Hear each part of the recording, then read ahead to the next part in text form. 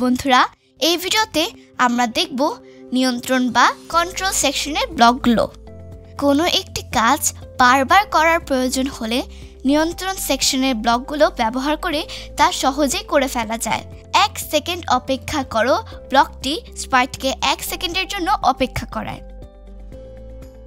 এখানে 1-এর পরিবর্তে যে সংখ্যাটি দেয়া হবে স্প্রাইটটি তত সময় অপেক্ষা করবে। একটি কাজ নির্দিষ্ট সংখ্যক বার পুনরাবৃত্তি করার জন্য পুনরাবৃত্তি 10 বার ব্লকটি ব্যবহার করে দেখতে পারো।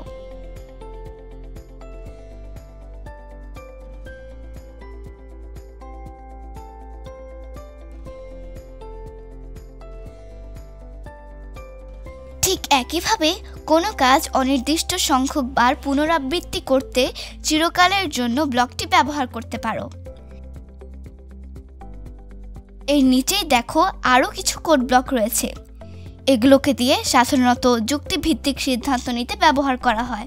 এই ব্লকগুলির কাজ আমরা একটু পরেই দেখতে পাবো, কারণ এর আগে আমাদের আরও কিছু জিনিস শিখতে হবে, যেমন অনুভব করা বা ভ্যারিয়েবলস।